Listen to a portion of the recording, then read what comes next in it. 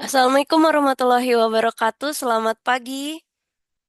Mana nih suaranya?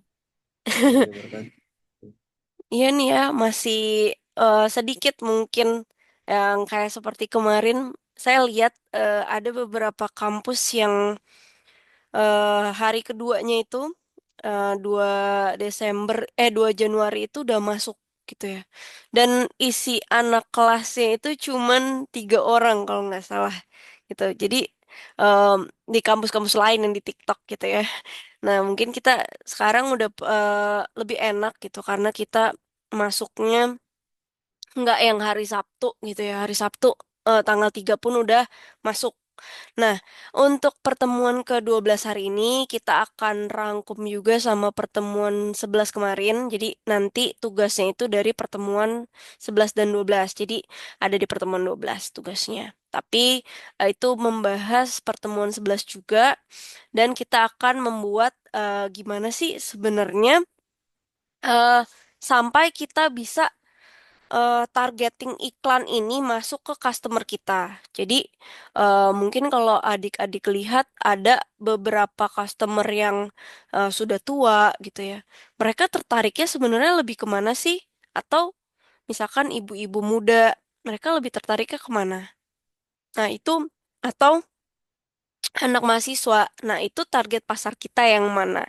Jadi ketika nanti adik-adik em, mungkin one day jadi desainernya untuk iklan gitu ya, untuk advertising di sosial media maupun di layar televisi ataupun dimanapun itu berada, pasti ada untuk targeting pasarnya tersendiri. Gitu dari kemarin segmentasi.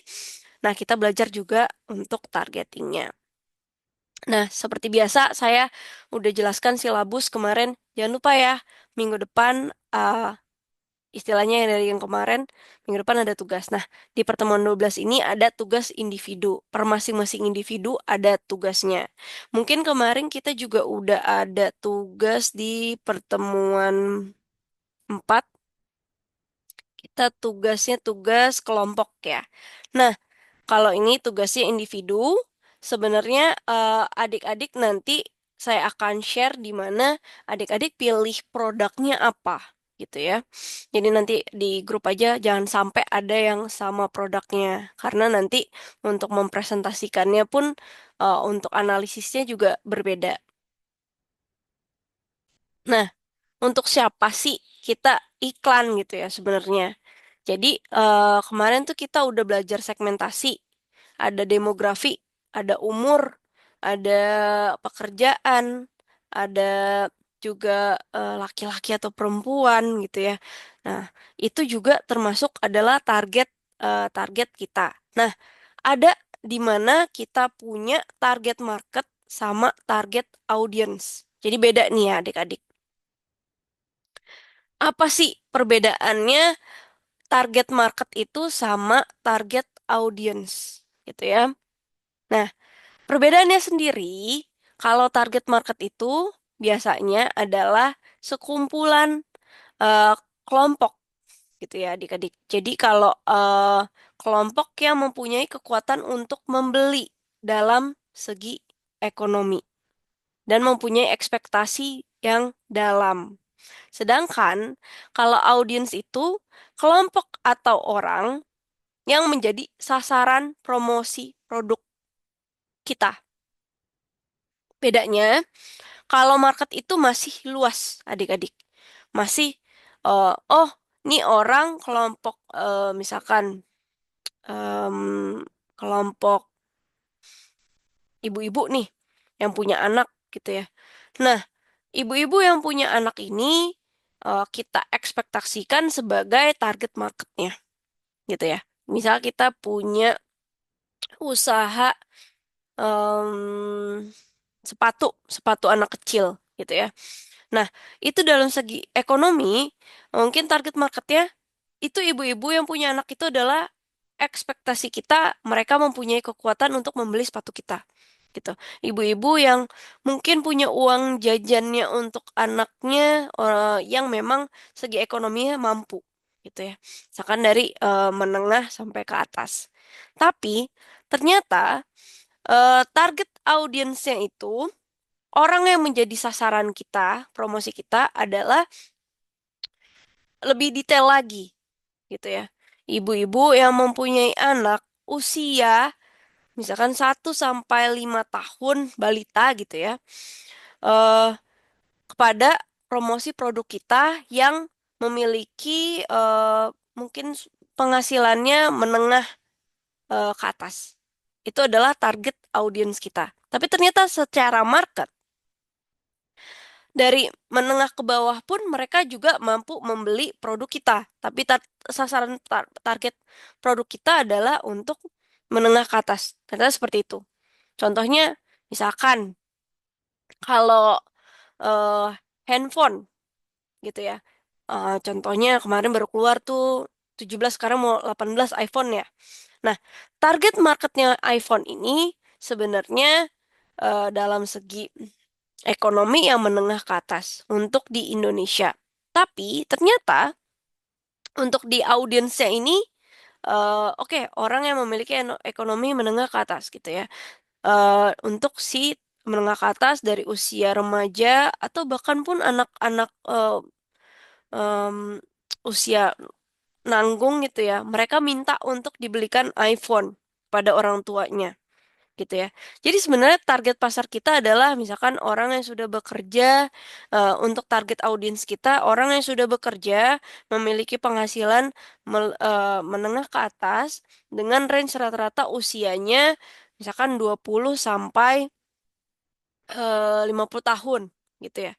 Tapi ternyata di target marketnya ini dia itu em, ibu-ibu atau bapak-bapak semuanya gitu ya, yang memang memiliki segi ekonomi menengah ke atas gitu.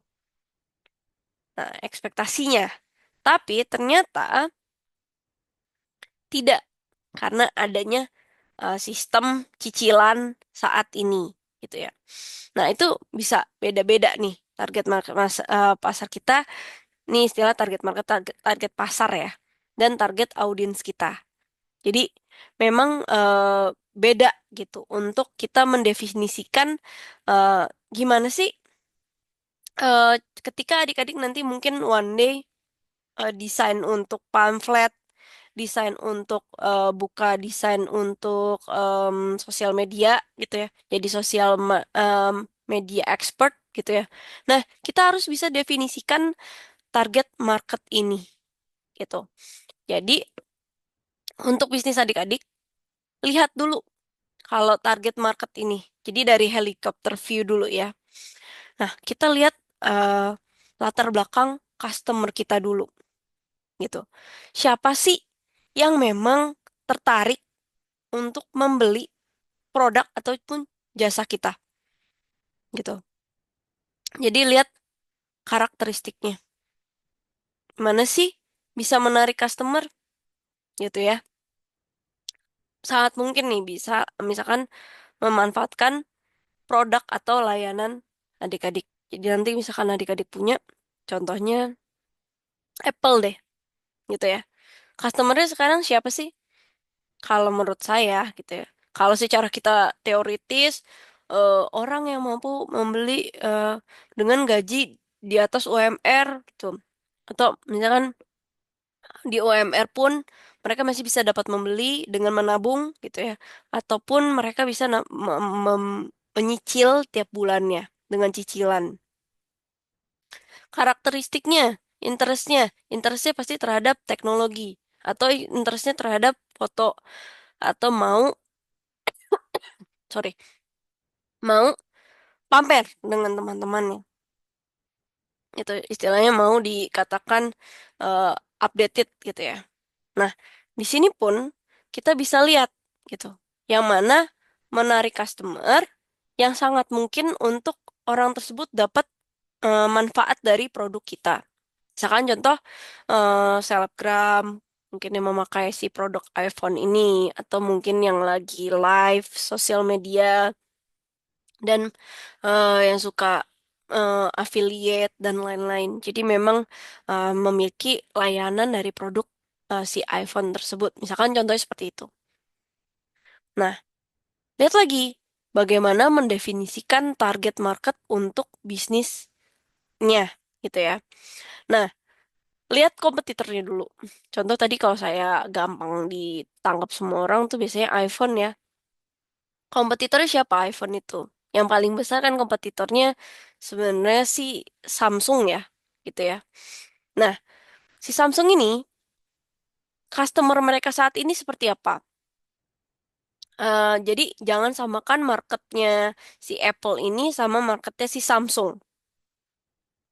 Nah, si Samsung ini eh, niche itu istilahnya udah mencapai mau yang mereka eh, memilih yang mereka pilih gitu ya. Jadi yang mereka abaikan yang mana? Misalkan si Apple itu ada di high cost, high cost sama di prestige gitu ya. Nah, si Apple tuh ada di sini. High cost sama prestige lah istilahnya buat handphone seharga hampir paling murah itu saat ini yang terbaru ya 17 juta itu termasuk yang dia high cost dan prestige-nya juga tinggi itu ya. Sedangkan adik-adik bisa lihat contohnya si Samsung gitu ya. Dia ada di sini juga adik-adik. Ada dia mengeluarkan yang handphone eh, Z Flip gitu ya. Flip terus dan Fold, Flip, Fold yang harganya juga eh, mirip-mirip lah sama si Apple ini. Nah, dia juga mengeluarkan yang di tengah maupun yang paling bawah, ya kan? Mungkin ini yang A10, A0, 0 berapa? 007 kalau nggak salah. Ini A17 gitu ya. Ini harganya di bawah 4 jutaan. Nah, dia juga mengeluarkan yang menengah gitu ya, yang udah A56 atau 57 ke sekarang kayaknya. Yang ada yang eh, middle untuk yang harga 7 jutaan gitu ya. Jadi dia mengambil pasar semuanya gitu ya. Kalau si Apple targetnya pasarnya pasar tingkat atas, di Samsung ini mengeluarkan target yang memang tingkat-tingkat semua tingkat ada gitu ya. Mungkin dia mau melebarkan pasar lagi yang sekarang udah punya laptop, udah punya mesin cuci gitu ya. Udah punya TV si Samsung ini. Mungkin mereka lebih arahnya ke sana. Apple masih ke arahnya laptop punya MacBook gitu ya. Terus iPad, tab gitu ya. Ini juga si Samsung lebih banyak lagi. Tapi si Apple masih ke aksesoriesnya untuk si handphone tersendiri atau tablet atau laptop lebih kepada ke situ. Kalau Samsung lebih besar lagi. Adik-adik bisa lihat sampai dia punya yang kecil-kecil mungkin pewangi ruangan, terus humidifier gitu ya untuk sterilin ruangan gitu. Sampai juga di rumah sakit dia masih banyak lagi. Tapi kalau untuk handphone kita bisa lihat kompetitor kita ada di sini. Kita bisa coba ke yang niche market yang lainnya atau tempat titik yang mau kita eh, abaikan itu yang mana. Tapi kalau si Samsung karena udah besar, dia nggak abaikan, dia malah membuat yang memang menyamakan dengan market yang ada. Tapi dia juga membuat second on third choice. Jadi di mana mereka milih beberapa lagi untuk memperbesar si pasar mereka untuk membeli produk tersebut gitu. Jadi adik-adik bisa nanti one day kalau misalkan punya bisnis gitu ya, kita bisa analisis dulu kira-kira si pembelinya tuh siapa. Biasanya kalau saya itu analisisnya dari customer. gitu ya. Jadi kan kalau di sosial media maupun dari beberapa bintang gitu, misalkan adik-adik dari e-commerce, ada di Shopee, ada di Tokopedia, ini mereka punya bintang-bintangnya itu. Nah, target pasar mereka itu sebenarnya apa? Mereka lebih ngutamain murah atau mereka lebih ngutamain kualitasnya gitu ya. Jadi ada beberapa yang bisa kita ambil dari target market tersebut. Nah, kemudian kita analisa produk atau layanan yang adik-adik bisa lihat. Jadi misalkan tulis semua produk atau layanan. Nah, setiap jenisnya kita hitung keuntungan yang disediakan pada customer juga. Jadi keuntungan dari keuntungan. Misalkan contoh. Nah, adik-adik tuh misalkan jualan apa nih? Jual jasa, jual jasa desain, gitu ya misalkan.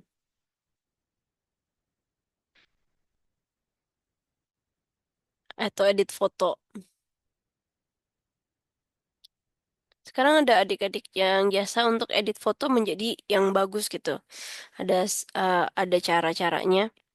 Bisa pakai Gemini gitu ya. Atau Sora kemarin yang saya jelaskan. Nanti kita bisa cek lagi ya. Nah, dari sini kita bisa lihat keuntungan yang akan si customer dapatkan dari jual jasa desainnya adik-adik. Nah, adik-adik jual jasa desain. Desain apa aja nih? Misalkan desain eh Reels gitu ya. Reels Instagram. Atau desain untuk di Canva. Untuk PowerPoint-nya. Saya juga jualan tuh. Di Canva lumayan. Adik-adik ini misalnya suka edit-edit, suka gambar-gambar, nah, bisa dimasukkan ke PowerPoint, di-save, terus kirim ke Canva untuk alurnya, kemudian nanti bisa untuk didekorasi. Biasanya saya cuman gambar-gambar mini-mini gini, eh, mereka tinggal beli untuk settingannya. Jadi kalau yang suka gambar bisa nanti ke Canva di-upload aja mereka nanti kalau misalkan berbayar mereka suka ngupload misalkan harganya 0,1 dolar deh gitu misalkan atau 0,5 dolar setengah dolar atau 0,3 dolar gitu ya gambar-gambar kecil. Nah itu juga termasuk jual jasa desainnya adik-adik. Nah, dari situ, ketika kita nanti udah masuk ke jasa, misalkan mau apa lagi nih, video, video,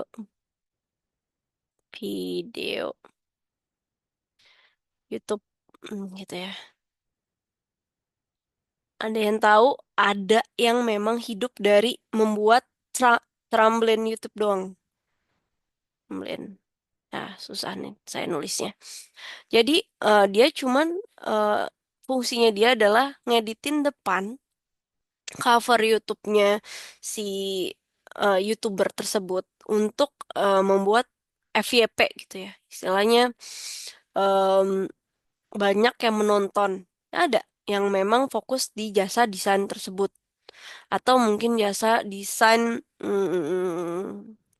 apa tuh namanya logo.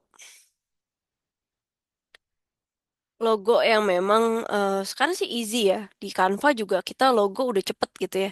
Tapi semakin banyak kayak AI, logo juga cepet. Tapi untuk logo yang memang unik gitu ya, agak lebih sulit adik-adik. Jadi butuh ada visi misi dari si customer sendiri ya, membuat bisnis tersebut gitu ya. Nah, situ ada apa yang mereka inginkan. Jadi ketika nanti adik-adik membuat jasa logo, mereka pengennya apa? Kita desain. Misal mereka, saya perusahaannya warnanya ini, visi misinya ini, misalnya perjuangan. Nah, pas bisa merah putih gitu, Indonesia banget gitu ya. Nah, itu bisa dilihat ya.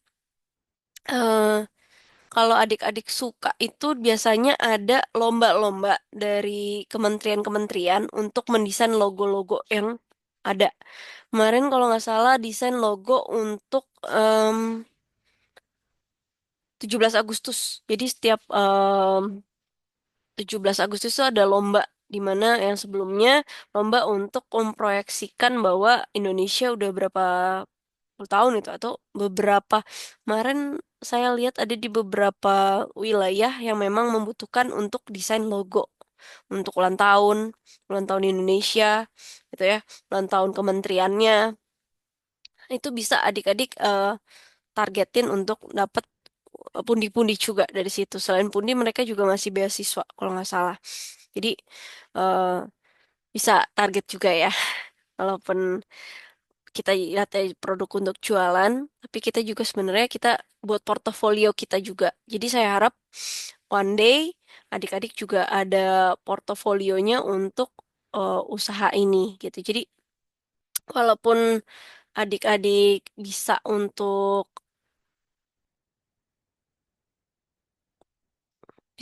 lihat di situ ya.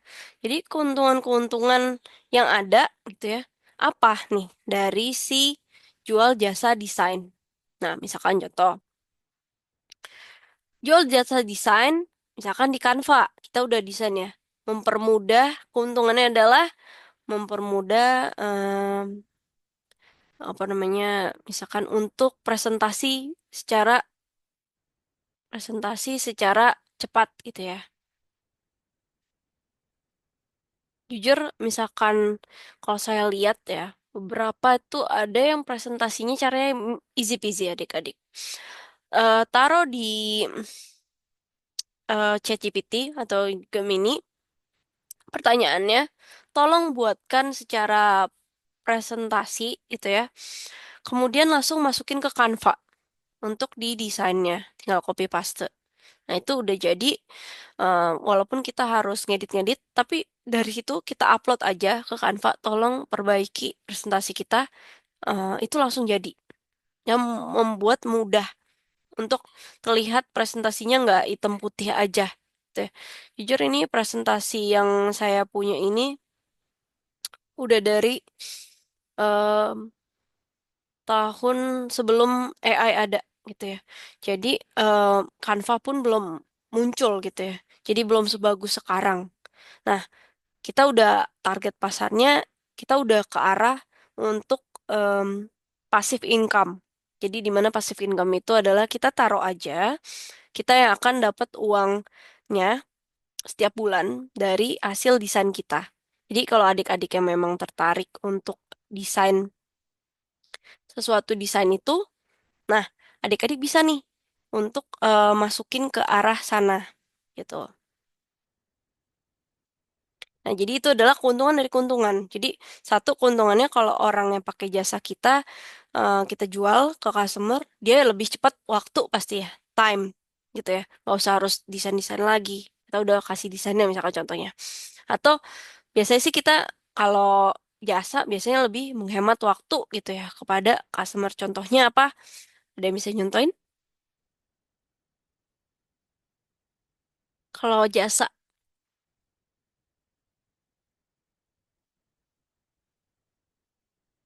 nih, jasa apa yo? Yang saya pegang nih. Misalkan ini. Ada yang tahu?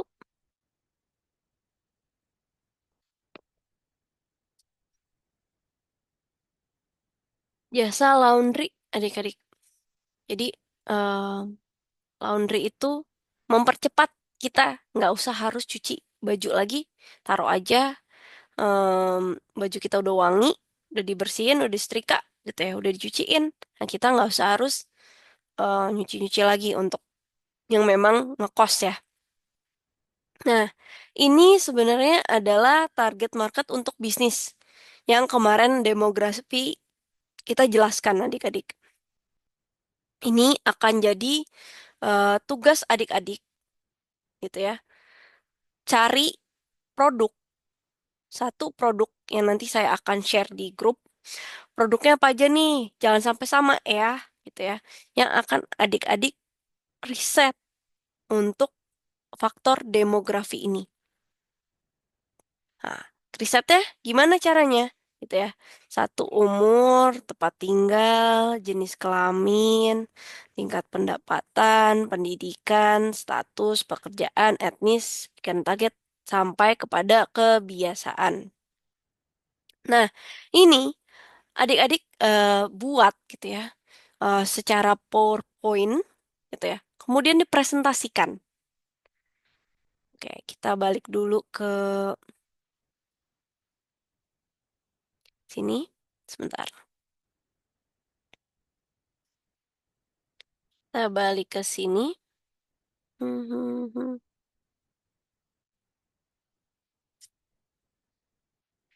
Jadi,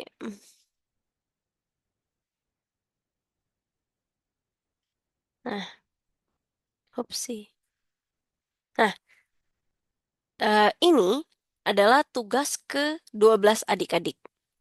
Jadi, mempresentasikan demografi pada target market produk yang sebagai tugas yang ada. Misalkan adik-adik nanti akan pilih produk. Sebenarnya waktu itu kemarin tugasnya sebenarnya individu gitu ya. Kemarin karena tugasnya kelompok, jadi adik-adik pilih nanti produk-produk lain yang memang membuat dapat membuat faktor demografi ini. Saya contohkan di dalam tugas pertemuan 12-nya, misalkan Coca-Cola gitu ya. eh Aslinya, adik-adik sebenarnya riset dulu nih dari yang lebih dalam lagi kepada Coca-Colanya. Tapi karena waktunya singkat, adik-adik bisa tanyakan kepada ChatGPT atau AI. Ya, sebenarnya dari yang misalkan di sini ya, umur, tempat tinggal, jenis kelamin, tingkat pendapatan, tingkat pendidikan, status, pekerjaan, dan sebagainya nih ya, sampai sini gimana gitu ya. Nah, saya sarankan kalau misalkan adik-adik punya yang plus gitu ya. Ini saya pakai chat GPT yang plus yang memang berbayar. Itu ada research and analytics-nya adik-adik. Tapi kalau nggak plus juga nggak apa-apa. Nah, di situ masuk ada namanya marketing research and competitive analysis gitu. Jadi di mana di sini itu mereka memang truly mereka memang melakukan riset tersebut gitu ya untuk adanya nih misalkan untuk kompetitor strateginya gimana, terus kemudian traffic dari si kompetitor itu seperti apa gitu ya. Nah, karena kita masuk ke sini tadi untuk Coca-Cola gitu ya. Misalkan tadi saya contohkan yang bagian yang di sini itu Coca-Cola misalkan. Dan nanti adik-adik bisa ngambil yang lain selain Coca-Cola gitu ya.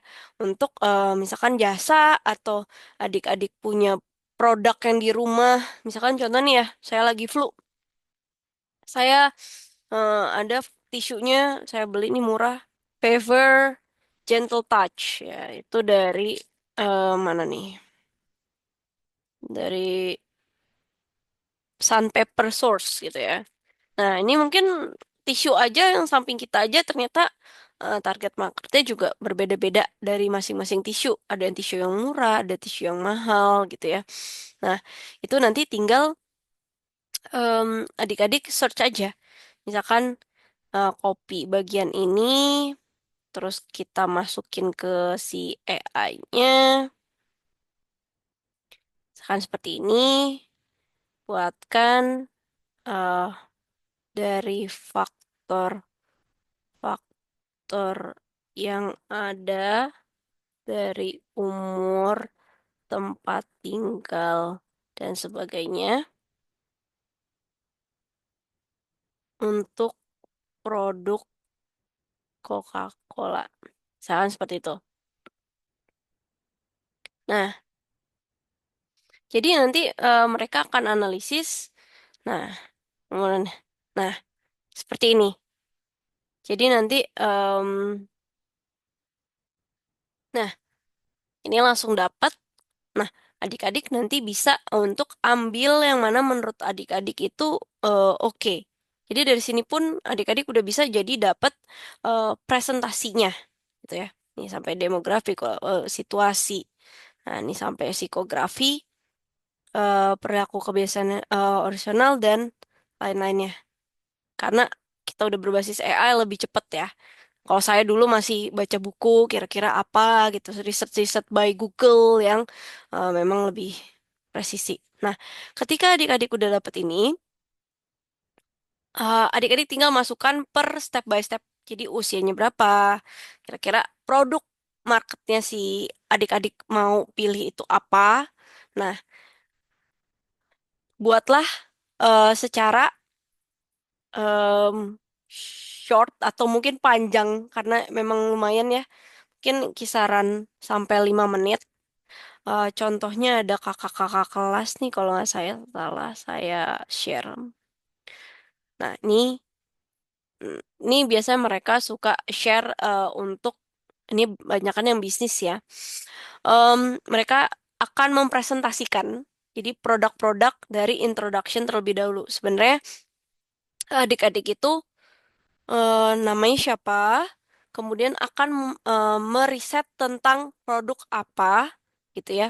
Jadi nanti misalkan tugas dari em, teori periklanan gitu ya untuk faktor demografi demografi pada produk apa gitu.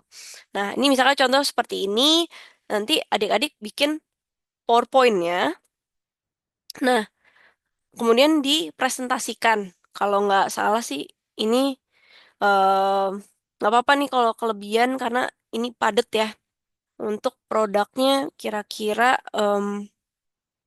10 menit lah untuk sambil menampilkan em, muka ya adik-adik. Jadi kita bisa lihat adik-adik eh, ada untuk presentasi gitu ya. Jadi nanti untuk di-share kalau nggak salah sih bisa ke YouTube. Ini saya salah nih kemarin kopinya. Kalau TikTok nggak bisa deh kalau nggak salah. Kalau nggak ke YouTube aja deh adik-adik. Nanti saya akan ganti. Jadi bisa ke YouTube aja, kira-kira kurang lebih 10 menit, menampilkan suaranya dan muka gitu. Jadi nanti adik-adik presentasikan, bisa pakai PDF, bisa juga pakai apapun itu, gambar atau sekitarnya yang adik-adik memang terserah lah, saya bebaskan nggak hanya harus presentasi seperti PowerPoint, tapi adik-adik juga bisa mengeluarkan yang lain-lainnya gitu. Saya pengen lihat adik-adik itu gimana sih cara untuk pembuatan videonya gitu ya. Yang penting menjawab semua yang ada di faktor demografi ini dari si produknya tersebut gitu. Ada yang mau ditanyakan? Nanti kita lanjut untuk cara pembuatan videonya.